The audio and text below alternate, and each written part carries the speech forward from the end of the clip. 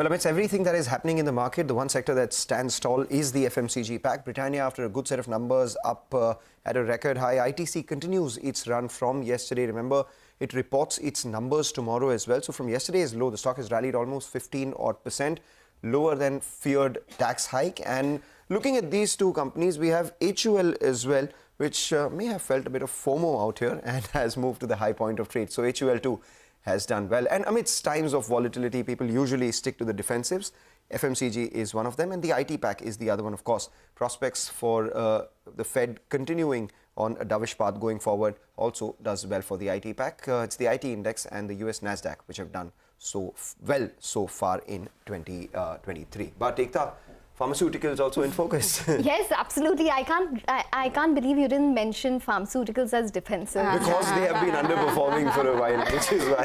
I think he left it to you to talk about. Well, yes, FMCG, IT, but even pharmaceuticals. But one such stock which has actually declined on a week-to-date basis is Sun Pharma. It's down around 3.7%. It came out with its numbers this week.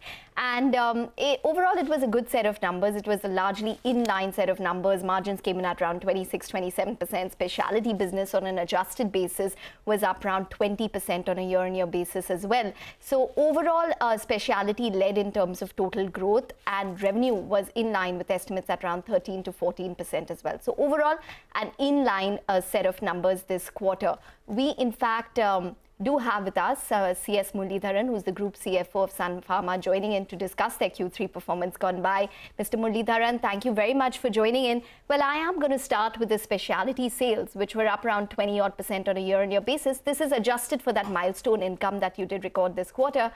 What led to the growth, and can we expect this run rate for coming quarters as well? We stated that for the quarter, the US specialty revenues stood at about $235 million, growing at 28%. This was primarily driven by a strong contribution in ILUMYA and WINLEVI. And if you see the last 5 quarters, we have been consistently maintaining the momentum, and we expect that momentum to be maintained as we go forward. All right, Mr. Muralidharan, what about specialty sales? I mean, the estimate is that it can reach about $1 billion by, say, FY25. Is that a fair assumption? You know that we are not giving any guidance at this point of time. But having seen that, if you see, on the 9-month period, in the current fiscal, we are almost close to the last year's full annual specialty revenues. So this is what is there as of the numbers we are trending at this point of time. But our focus on specialty revenues business continues. We have a strong momentum in terms of addition of product portfolios. So that should pave way for concept growth engine in the future. Okay, so can you talk to us about your latest acquisition, Concert Pharma? By when do you expect the results from the lead product to kick in? Immediate priority post-closing of the transaction will be to follow the estimated timeline given by Concert earlier, which is an expected filing in the first half of calendar year 2023. Okay, all right. What about US price pressure this quarter, Mr. Muralidharan? Has it improved, and what can you guide us on when it comes to price pressure in the US markets? So as we maintained our position earlier, I think nothing has changed much. Consistently, we are also facing some headwinds. However, this is more specific to product specific. As we have shared, particularly, we can't be saying the entire portfolio we are facing, but given the product specific nature and the competitive environment, pricing pressure continues to remain in this sector. All right. Well, the pricing pressure itself, Taro has been facing challenges as well. The performance has been sluggish out there despite contribution from Alchemy. The recent acquisition, I mean, can you give us an outlook on the performance there? Taro being a public company, they have given their Q3 results and published the press release where they have stated in terms of the headwinds they are facing in the market. So beyond that, being a public company, it will be difficult for us to add any specific comments on the performance. Okay.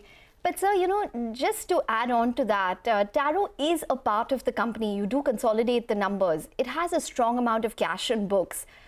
Is there any kind of idea in terms of the utilization plans for this cash on books? Would you be rewarding shareholders? Would Taro probably look at another acquisition? Any kind of guidance? Taro has their own internal strategy, which is driven by the management and its board. So as and when it happens, I'm sure that the Taro management will make the appropriate announcement. At this point of time, it would be inappropriate for us to comment, specifically because that's being a public company. Okay, so that's about Taro. Let's talk about your India business because it did fall short of expectations this quarter. What is the outlook on growth? What kind of numbers are you penciling in?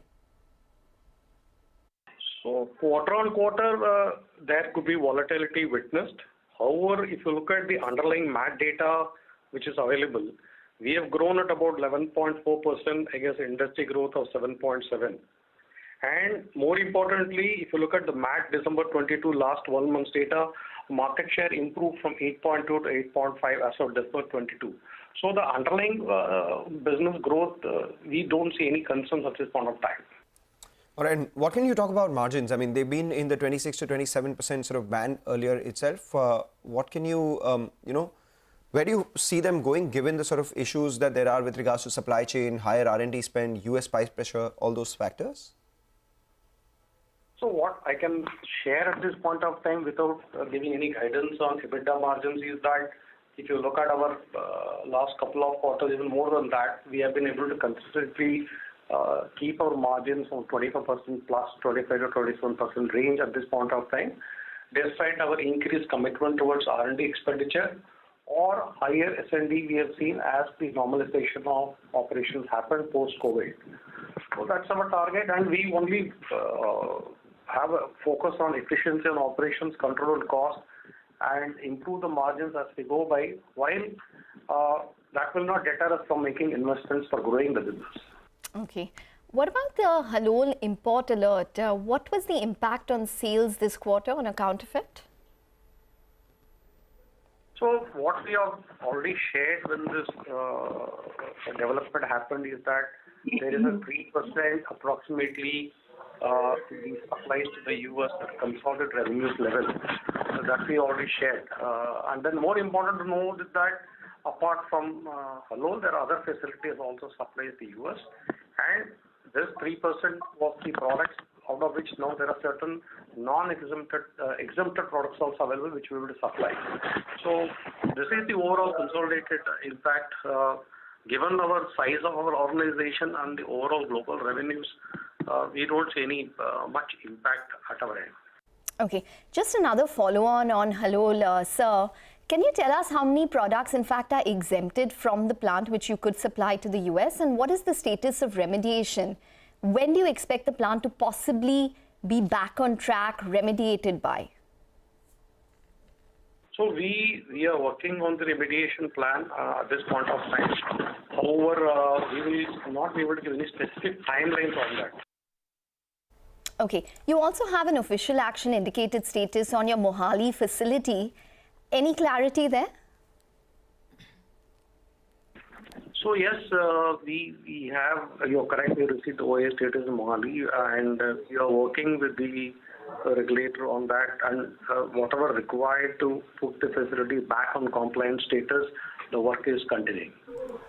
Okay, all right, Mr. Muralidharan, we're going to leave it on that note. Thanks very much for joining in and speaking to us. So that is the word coming in from Sun Pharma that yes, they are seeing some amount of selective headwinds when it comes to price pressure in the US markets. They are definitely bullish on the specialty sales business.